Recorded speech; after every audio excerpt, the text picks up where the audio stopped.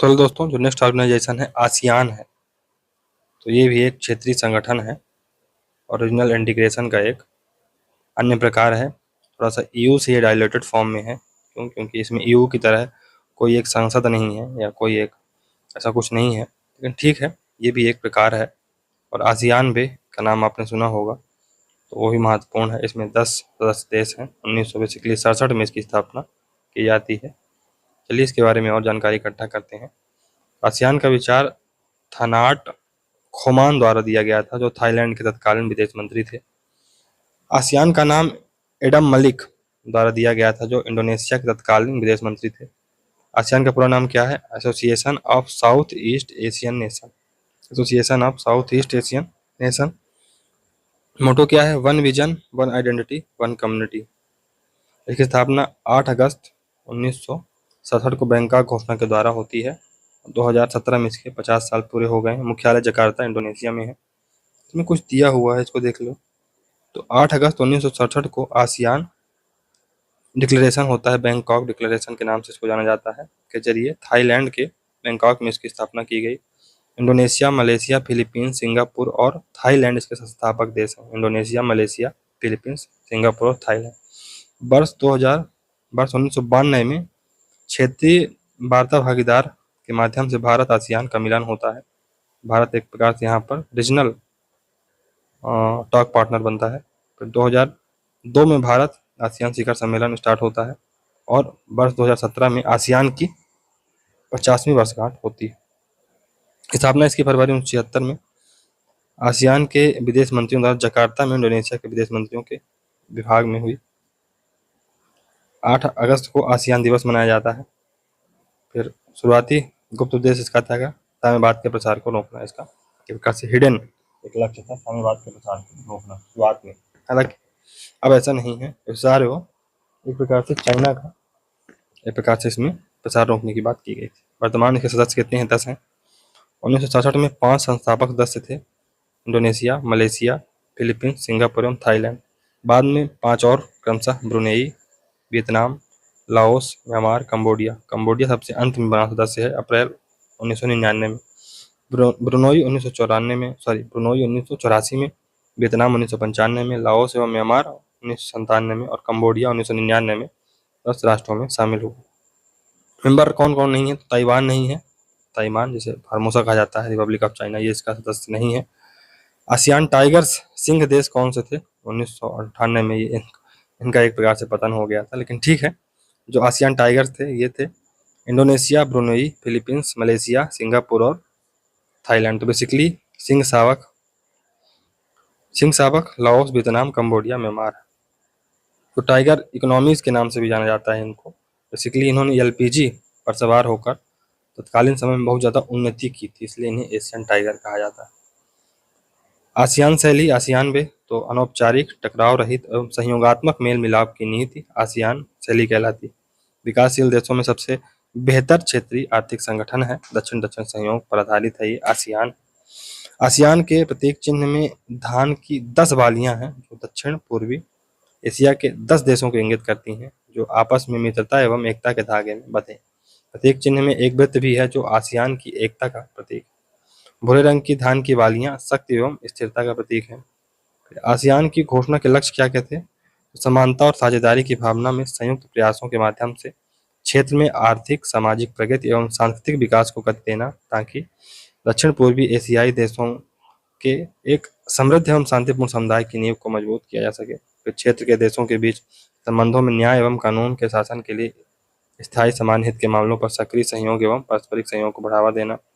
शैक्षिक, पेशेवर, तकनीकी और प्रशासनिक क्षेत्रों में प्रशिक्षण एवं अनुसंधान सुविधाओं के रूप में एक दूसरे को सहायता प्रदान करना।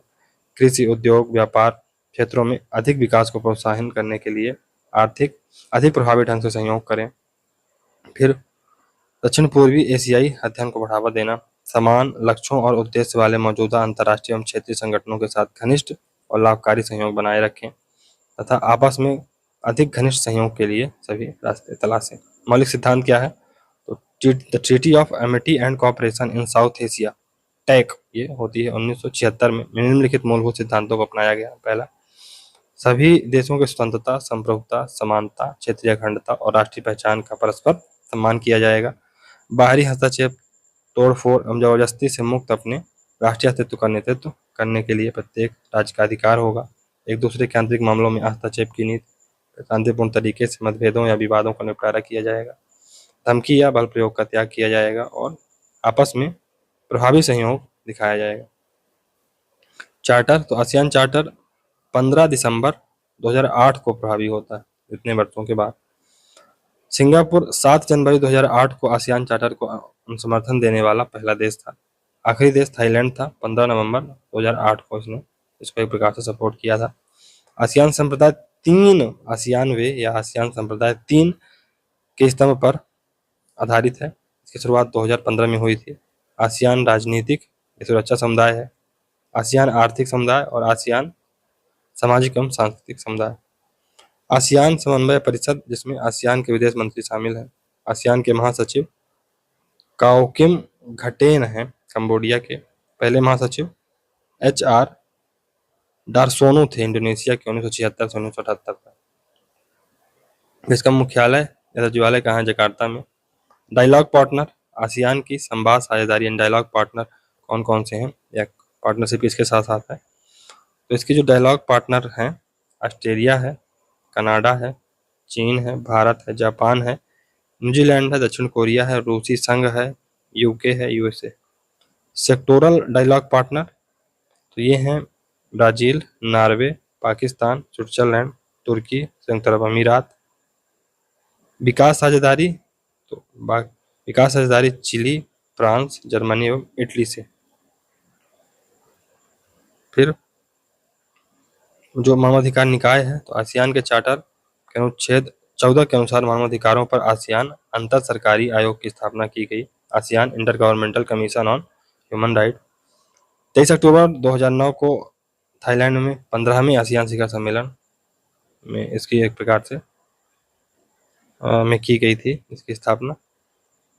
2012 में आसियान मानवाधिकार घोषणा को अपनाया गया, जिसमें नागरिक, राजनीतिक, आर्थिक, सामाजिक और सांस्कृतिक अधिकारों के साथ अंतर्राष्ट्रीय स्तर पर स्वीकृत अधिकारों को सम्मिलित किया गया। विकास के अधिकारों को भी मान्यता प्रदान की गई। आसियान की असली ताकत अपने सदस्यों, सहभागी सदस्यों, गैर क्षेत्रीय संगठनों के बीच निरंतर संवाद एवं परामर्श की नीति में है। आसियान एशिया का एकमात्र ऐसा संगठन है जो एशियाई देशों और विश्व शक्तियों को राजनीतिक एवं सुरक्षा के मामलों पर चर्चा के लिए राजनीतिक मंच उपलब्ध कराता है। तो यहाँ पर ASEM यानी एशिया यूरोप बैठक भी होती है। तो यह एशिया एवं यूरोप के मध्य संचार एवं संवाद का मुख्य बहुपक्षीय चैनल है। 13वां जो ASEM शिखर सम्मेलन है, ये एक प्रकार से 25 से 26 नवंबर 2021 को वर्चुअल रूप से हुआ। कहाँ? कंबोडिया, उसका आयोजक देश था। वर्चुअल रूप से हुआ था। आसियान कॉनकॉर्ड 1, ये 1976 में इसकी स्थापना होती है। तो इसमें आसियान संधि -1, तो इसमें पहला शिखर सम्मेलन हुआ था 23 से 24 जनवरी 23 से 24 फरवरी 1976 को आसियान का बाली, इंडोनेशिया में हुआ था ये सम्मेलन, आसियान कॉनकॉर्ड। फिर 1995 में दक्षिण पूर्व एशिया परमाणु हथियार मुक्त संधि होती है 1995 में। चीन 1996 में, रूस 1996 में, रिपब्लिक ऑफ कोरिया 1991 में आसियान के पूर्ण भागीदार बनते हैं। आसियान कॉनकॉर्ड सेकंड 2003 में होती है। तो आसियान संधि 2 थी ये, बाली घोषणा इसके तहत की जाती है। कॉनकॉर्ड यानी एकता या सामंजस्य। तो पहला होता है 2003 में, इसे आसियान संधि 1 कहा जाता है। दूसरा होता है 2003 में, पहला होता है 1976 में, इसे आसियान संधि 1 कहा जाता है। दूसरा होता है 2003 में, इसे आसियान संधि 2 कहा जाता है। इसमें बाली घोषणा हुई थी। ठीक है। 2005 में कोलालमपुर घोषणा होती है। सेकंड कॉनकॉर्ड का उद्देश्य था EU की तर्ज पर गतिशील, एकजुट, लचीला एवं एकीकृत आसियान समुदाय प्राप्त करने के लिए आसियान सुरक्षा समुदाय, आसियान आर्थिक समुदाय, आसियान सामाजिक एवं सांस्कृतिक समुदाय की स्थापना करना। आसियान समुदाय का शुभारंभ 2015 से होता है। आसियान कॉनकॉर्ड थर्ड ये 2011 में होता है। इसे आसियान संधि 3 के नाम से जाना जाता है। इसमें भी बाली घोषणा उभर कर सामने आई। कॉनकॉर्ड थर्ड का उद्देश्य क्या था? मुक्त व्यापार को बढ़ावा देना तथा आसियान को क्षेत्रीय सुरक्षा बढ़ाना। बैंकॉक संधि 1995 में होती है। तो south East Asian nuclear weapon free zone treaty है ये, 10 आसियान देशों के मध्य होती है। दक्षिण पूर्व एशिया को परमाणु मुक्त क्षेत्र बनाने के लिए सदस्यों के मध्य एक समझौता होता है। फिर आफ्टा, आसियान फ्री ट्रेड एसोसिएशन, 1992 में संधि होती है। 2007 में सेबू घोषणा होती है। 2015 तक आसियान समुदाय की स्थापना में तेजी लाने के लिए 2015 में आसियान समुदाय का शुभारंभ होता है। आसियान इकोनॉमिक कम्युनिटी 2015 में इसमें आसियान इकोनॉमिक कम्युनिटी की स्थापना की जाती है। यह एक साझा बाजार है। इसमें वस्तु सेवा, निवेश एवं मानव संसाधन का मुक्त प्रवाह यानी फ्री फ्लो सूचित किया जाता है। समिट यानी शिखर सम्मेलन, तो पहला शिखर सम्मेलन 23 से 24 फरवरी 1976 को बाली, इंडोनेशिया में हुआ था। फिर 2009 से वर्ष में 2 बार आसियान शिखर सम्मेलन होने लगे हैं। 2008 में चार्टर अपनाया गया जिसमें साल में 2 शिखर सम्मेलन का प्रावधान किया गया। 38वां व 39वां 2021 में हुआ बंदर शेरी बेगावान ब्रुनई में। 40वां व 41वां 2022 में हुआ कंबोडिया में। और 42वां होगा 10 से 11 मई 2023 को इंडोनेशिया के लाबुआन बाजो में होगा। यह हो चुका होगा क्योंकि अभी तो 2024 है, तो हो चुका होगा। शिखर सम्मेलन में निम्नलिखित इवेंट होते हैं। पहला आसियान शिखर सम्मेलन होता है, ये तो पहला इवेंट है। दूसरा पूर्वी एशियाई शिखर सम्मेलन होता है। तीसरा आसियान +3 की सम्मेलन होता है। और आसियान +1 आसियान प्लस भारत उसका उदाहरण है। तो आसियान के नेतृत्व वाले मंच, तो आसियान रीजनल फोरम है। आसियान रीजनल फोरम, इसकी स्थापना 1994 में होती है। इसमें सदस्य कितने हैं? 27। तो इसमें यूएसए प्लस चाइना प्लस चीन प्लस जापान आदि भी शामिल हैं। इंडिया 1996 में आसियान रीजनल फोरम का सदस्य बनता है। 1996 में। इसका उद्देश्य क्या है? तो इस क्षेत्र में विश्वास निर्माण में वृद्धि करना, क्षेत्रीय सुरक्षा एवं विदेश नीतियों में एकरूपता लाना। आमिम +3, ये ऊर्जा पर आसियान +3 मंत्रियों की बैठक होती है इसमें। फिर आसियान +3 में तो एक तो आसियान हो गए 10 देश, +3 कौन कौन शामिल है इसमें? चाइना, जापान और साउथ कोरिया। तो 1997 में शुरू किया गया परामर्श समूह आसियान के 10 सदस्यों तथा चीन, जापान और दक्षिण कोरिया को इसमें लाता है। तो आसियान या आसियान +3 शिखर सम्मेलन को 1999 में संस्थागत रूप से मनीला में इसकी स्थापना की गई थी। फिर ईस्ट एशिया समिट, पूर्वी एशिया शिखर सम्मेलन, इसकी पहली बार वर्ष 2005 में इसका आयोजन किया गया था। शिखर सम्मेलन का उद्देश्य क्षेत्र में सुरक्षा एवं समृद्धि को बढ़ावा देना है। आमतौर पर आसियान ऑस्ट्रेलिया, चीन, भारत, जापान, न्यूजीलैंड, रूस, दक्षिण कोरिया, संयुक्त अमेरिका के राष्ट्राध्यक्ष इसमें शामिल होते हैं। तो ये आसियान एजेंडा सेंटर के रूप में एक केंद्रीय भूमिका निभाता है। तो इसमें आसियान +6 प्लस यूएसए प्लस रूस, तो टोटल इसमें 18 देश भाग लेते हैं। 6 कौन कौन से? 6 वही जिनकी हम लोगों ने चर्चा की थी। चीन, जापान, साउथ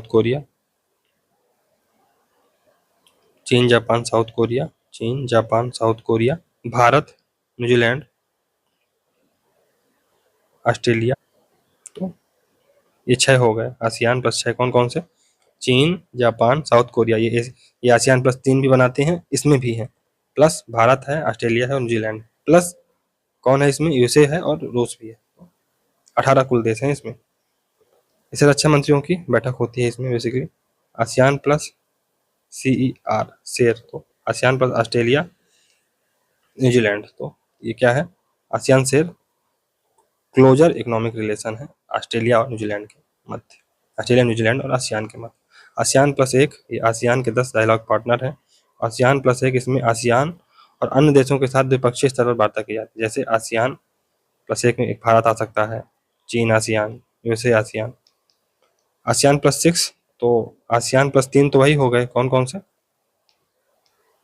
चीन, जापान और south Korea, plus Australia, New Zealand, Bharat. ये वे देश हैं जिनका आसियान के साथ मुक्त व्यापार समझौता है। कौन कौन से? ये पूरे देश, यानी कि आसियान +6। फिर एक अभी क्षेत्रीय संगठन बनाया जा रहा था जिसमें भारत एक प्रकार से बाहर हो गया था, RCEP, regional comprehensive economic partnership थी ये। इसमें आसियान प्लस 6 देश इसमें आने वाले थे, अर्थात इन 16 देशों के बीच प्रस्तावित मुक्त व्यापार समझौता FTA था ये। भारत ने इसे छोड़ने का फैसला किया है नवंबर 2019 में। 6 FTA पार्टनर ने, भारत ने इसमें बेसिकली इसको छोड़ दिया। आसियान प्लस 6 के बीच प्रस्तावित एक मुक्त व्यापार समझौता है। RCEP फ्री ट्रेड एग्रीमेंट के तहत बने एक योजना है। इसमें वस्तु, सेवा, निवेश, मानव संसाधन, बौद्धिक संपदा अधिकार आदि को शामिल किया गया है। यह 2012 में कंबोडिया में हुई आसियान समिट में प्रस्तावित किया गया था। RCEP की जो पहली समिट है नवंबर 2017 में मनीला में फिलीपींस में आयोजित हुई थी। 4 नवंबर 2019 को मोदी ने बैंकॉक में मना किया। 2012 से 7 साल बाद भारत अब इसका सदस्य नहीं। मोदी जी ने कहा ना मतलब ना। इसके निम्न कारण है। तो भारत को आशंका थी कि चीन से आयात बढ़ सकता है, जिससे व्यापार घाटा और अधिक बढ़ जाएगा। फिर आसियान के अन्य देशों में भी व्यापार असंतुलन है, तो आसियान के अन्य देशों से भी भारत का व्यापार असंतुलन है। फिर ऑस्ट्रेलिया और न्यूजीलैंड को से डेयरी आयात बढ़ सकते हैं। जापान एवं दक्षिण कोरिया बौद्धिक संपदा के कठोर नियम चाहते थे, भारत वो चाहता नहीं था। भारत सेवाओं के क्षेत्र में इन देशों के बाजारों में सरल एवं उदार नियम चाहता था कि हमारी सेवाओं को भी आप एंट्री दो, लेकिन ये कह रहे थे कि नहीं, हम नहीं देंगे। भारत ने कहा जाओ अपना काम करो। तो नेक्स्ट है भारत आसियान संबंध। तो 1965 व 1967 के बीच दक्षिण पूर्व एशियाई राष्ट्र संघ association of South East Asian association के गठन के लिए पहल की गई थी। दक्षिण पूर्वी एशियाई देशों द्वारा प्रारंभ में बताए अनुसार यह क्षेत्रीय समूह चाहता था कि भारत भी संघ का पूर्ण सदस्य बने, परंतु भारत ने दक्षिण पूर्व एशियाई देशों द्वारा पेश किए गए इस प्रस्ताव को ठुकरा दिया, क्योंकि भारत ने शीत युद्ध में वियतनाम की स्थिति तथा दक्षिण पूर्वी एशिया में अमेरिका की मौजूदगी के बारे में शंकाओं को ध्यान में रखते हुए अपनी दक्षिण पूर्वी एशिया नीति तैयार की थी। विदेश मंत्री दिनेश सिंह ने यह जवाब भिजवाया कि भारत ऐसे किसी गुट में शामिल नहीं हो सकता जो अमेरिकी व्यवस्था का ही एक भाग। इन दक्षिण पूर्वी देशों के साथ अपने संपर्कों का नए सिरे से लागू करने में 23 वर्ष लग गए। इसके परिणाम स्वरूप भारत सन 1991-92 में आंशिक रूप से इस संगठन का सदस्य बना। नरसिम्हा राव ने बदलते विश्व के उभरते सत्ता केंद्रों से संपर्क स्थापित करने के प्रयास किए। यूके, पश्चिम यूरोप, जापान तथा आसियान का प्रभाव बढ़ने लगा। भारत ने इन ताकतों से बातचीत के नए सिरे की शुरुआत की। नरसिम्हा राव लुक ईस्ट की पॉलिसी के तहत आसियान समूह में भागीदार बने। भारत ने 1993-94 में दक्षिण पूर्वी एशियाई समूह के साथ आंशिक रूप से बातचीत का भागीदार बनकर एशिया आसियान के साथ संस्थागत संबंध स्थापित किए। कब? 1993-94 में। और लुक ईस्ट पॉलिसी कब आई थी? 1992 में, याद रखिएगा। इंद्र कुमार गुजराल ने आसियान नेताओं के साथ संपर्क बढ़ाए और उनके कार्यकाल के समय से ही भारत ने एशियाई क्षेत्रीय फोरम आसियान रीजनल फोरम के सुरक्षा संबंधी समझौतों के सदस्य के रूप में भाग लेना शुरू कर दिया। भारत और आसियान देशों में सांस्कृतिक समरूपता के व्यापक तत्व विद्यमान हैं। इनके चलते दोनों के बीच मानसिक एवं आध्यात्मिक ऊर्जा संबंधों को स्फूर्त करने में मदद की जा सकती है। आसियान के साथ संबंधों के संदर्भ में कहा जा सकता है। फिर इंडिया ने 1991 के बाद आसियान से बेहतर संबंधों पर ध्यान केंद्रित किया। तत्कालीन जो प्रधानमंत्री थे नरसिम्हा राव, उनकी लुक ईस्ट की पॉलिसी उनके द्वारा लाई गई। अब नरेंद्र मोदी ने एक्ट ईस्ट पॉलिसी में इसको बदल दिया है। 1992 में भारत आसियान का सेक्टोरल डायलॉग पार्टनर बनता है। कब? 1992 में। विदेश मंत्री कौन थे? इंद्र कुमार गुजराल। 1996 में भारत आसियान का सेक्टोरल से फुल डायलॉग पार्टनर बनता है, पूर्ण वार्ता साझेदार बनता है। फिर 1996 में भारत आसियान रीजनल फोरम का सदस्य बनता है। इसकी स्थापना 1994 में की गई थी। इंडिया इसका मेंबर बना था 1996 में। 2002 में भारत आसियान प्रथम शिखर सम्मेलन ननपेहन कंबोडिया में हुआ। 2003 में भारत और आसियान देशों के निजी क्षेत्र के प्रमुख उद्यमों एक मंच में लाने के लिए ASEAN India business council AIBC की स्थापना की गई 2003 में। फिर 2009 में भारत आसियान के मध्य मुक्त व्यापार समझौता हुआ वस्तुओं को लेकर 2009 में। तो FTA है आसियान और भारत के बीच में। और कब हुआ था? 2009 में। और ये केवल वस्तुओं को लेकर था, ठीक है। 2014 में भारत आसियान के मध्य FTA होता है, मुक्त व्यापार समझौता सेवाओं एवं निवेश पर। 2012 में भारत आसियान के मध्य रणनीतिक भागीदारी यानी स्ट्रेटेजिक जो पार्टनरशिप है समझौता होता है कब 2012 में। भारत आसियान, तो भारत आसियान का छठा सबसे बड़ा व्यापारिक भागीदार है। आसियान भारत का चौथा सबसे बड़ा व्यापारिक भागीदार। आसियान संवाद भागीदारों के बीच FDI के 8 बड़े स्रोतों के रूप में स्थापित किया गया है। फिर 2003 में दूसरे आसियान भारत शिखर सम्मेलन में व्यापक आर्थिक सहयोग पर आसियान भारत रूपरेखा समझौते पर हस्ताक्षर के लिए एक फ्रेमवर्क समझौते में आसियान भारत मुक्त व्यापार क्षेत्र FTA की स्थापना के लिए ठोस आधार रखा गया। इसमें माल, सेवाओं एवं निवेश में FTA शामिल। मुक्त व्यापार समझौता, तो AITIGA 13 अगस्त 2009 को इस पर हस्ताक्षर होते हैं। ASEAN India trade in goods agreement, इसका AITIGA का पूरा नाम क्या है? ASEAN India trade in goods agreement. इसे 1 जनवरी 2010 से लागू कर दिया गया और इसमें हस्ताक्षर कब होते हैं? 13 अगस्त 2009 को। फिर इसने विश्व के सबसे बड़े मुक्त व्यापार क्षेत्रों में से एक के निर्माण का मार्ग प्रशस्त किया। आसियान भारत सेवा व्यापार समझौता हुआ। 13 नवंबर 2014 को हस्ताक्षर हुए और यह 1 जुलाई 2015 से लागू हुआ।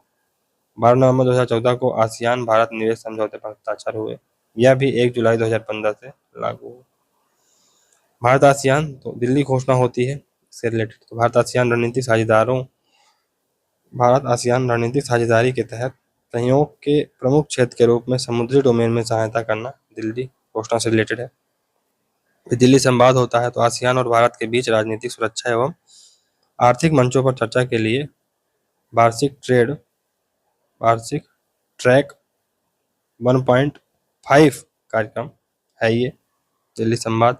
आसियान भारत केंद्र, ASEAN India centre Bharat ASEAN के संगठनों और थिंक टैंकों के साथ नीति अनुसंधान, रक्षा एवं नेटवर्किंग गतिविधियों को शुरू करने के लिए ये एक प्रकार से बनाया गया था। 31वां शिखर सम्मेलन क्रमशः अप्रैल 2017 व नवंबर 2017 मनीला, फिलीपींस में हुआ। इस सम्मेलन में अमेरिका, भारत, जापान, ऑस्ट्रेलिया के मध्य क्वेड पर भी चर्चा हुई। चतुर्भुज सुरक्षा संवाद क्वेड, क्वाड्रिलैटरल सिक्योरिटी डायलॉग अर्थात क्वेड भारत, अमेरिका, जापान और ऑस्ट्रेलिया के बीच अनौपचारिक यानी अनऑफिशियल रणनीतिक वार्ता मंच है।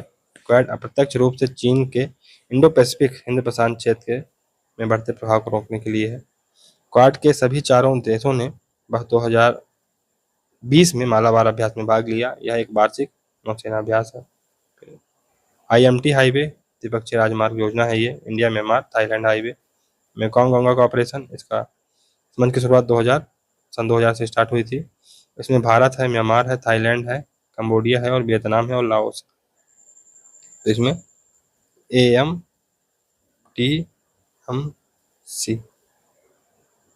तो टी से कौन है? थाईलैंड, M से म्यांमार या लाओस इसको कह सकते हैं।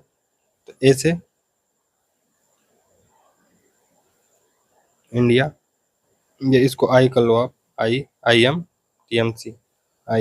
तो I से इंडिया, M से म्यांमार, T से थाईलैंड, C से कंबोडिया, M से लाओस और एक छूट गया वियतनाम, तो वियतनाम को भी जोड़ लेना। ठीक है। इसमें 5 विषयों पर सहयोग किया जाता है: संस्कृति, शिक्षा, पर्यटन, परिवहन एवं संचार। फिर कराधान मल्टी मॉडल परियोजना, कराधान परियोजना ये भारत एवं म्यांमार के मध्य परिवहन की योजना है जो सितवे बंदरगाह म्यांमार को भारत से जोड़ती है। वार्ताओं के प्रकार, तो ट्रैक फर्स्ट जो डिप्लोमेसी होती है नेशन स्टेट के मध्य औपचारिक वार्ता, तो भारत चीन, भारत पाकिस्तान, भारत यूएसए के बीच में जब वार्ताएं औपचारिक रूप से जो वार्ताएं होती हैं उसे ट्रैक फर्स्ट डिप्लोमेसी कहा जाता है। क्या? ट्रैक फर्स्ट वार्ता कहा जाता है। ट्रैक 1.0 या 1.5 अगर वार्ता हो रही है तो ये नेशन स्टेट के मध्य होती है। एक तरफ राज्य रहते हैं, दूसरी तरफ दूसरे नॉन स्टेट एक्टर रहते हैं। तो इसमें इकोनॉमिक जो संगठन है, आर्थिक संगठन, क्षेत्रीय संगठन है, वो इसमें शामिल हो सकते हैं। ये ट्रैक 2 की डिप्लोमेसी है। ट्रैक 2 की नहीं, ट्रैक 1.5 की डिप्लोमेसी है। और ट्रैक 2 की डिप्लोमेसी इसमें नॉन स्टेट एक्टर के मध्य अनौपचारिक वार्ताएं होती हैं। फॉर एग्जांपल कोई इकोनॉमिक संगठन है भारत के और ऑस्ट्रेलिया की आपस में बात कर रहे हैं, तो ये ट्रैक 2 टाइप की डिप्लोमेसी है। ट्रैक 1.5 में क्या होता है, जो एक तरफ नेशन स्टेट रहते हैं, दूसरी तरफ कोई नॉन स्टेट एक्टर रहते हैं। और ट्रैक फर्स्ट में 2 देश आपस में बात करते हैं। दिल्ली डायलॉग, इसका संबंध भारत आसियान देशों के ट्रैक 1.5 आर्थिक वार्ता मंच से है। इस फोरम में भारत एवं आसियान देशों के मध्य राजनीतिक, आर्थिक, सुरक्षा एवं सांस्कृतिक मुद्दों पर चर्चा होती है। संग्रीला डायलॉग, तो सिंगापुर का एक होटल है संग्रीला, यहाँ एशिया सुरक्षा शिखर सम्मेलन, एशिया सिक्योरिटी समिट होता है। यह अंतर सरकारी सुरक्षा फोरम है। इसमें एशिया प्रशांत के 28 देश हैं।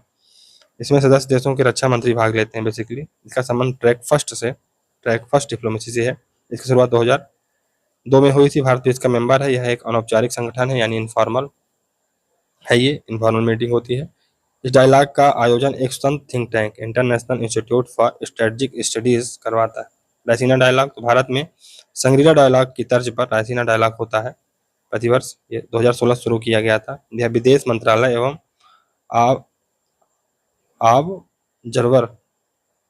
ऑब्जर्वर फाउंडेशन का साझा कार्यक्रम।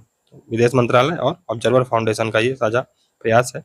यह जियो पॉलिटिकल और जियो इकोनॉमिक्स पर इस पर चर्चाएं होती हैं। इसके जो विषय क्या है, जियो पॉलिटिक्स एवं जियो इकोनॉमिक्स। विभिन्न देशों के सरकारी प्रतिनिधि, मीडिया पर्सन, पूंजीपति, प्रोफेसर, थिंक टैंक आदि इसमें भाग लेते हैं। फिर निमराना वार्ता या निमराना डायलॉग, तो ये इंडो पाक के मध्य शुरू हुआ 2007 से, और ये ट्रैक सेकंड की वार्ताएं इसमें होती हैं। ट्रैक सेकंड की वार्ताएं यानी कि जो नॉन स्टेट एक्टर हैं वो इसमें वार्ताएं करते हैं। चलिए, यहाँ से हमारा ये आसियान का चैप्टर समाप्त होता है। तो अगर दोस्तों आपको ये वीडियो सीरीज अच्छी लग रही है तो वीडियो को लाइक करें, चैनल को सब्सक्राइब करें और ज़्यादा से ज़्यादा शेयर करने का प्रयास करें। चलिए, मिलते हैं अगले वीडियो में। तब तक के लिए goodbye. Thank you very much for discussion.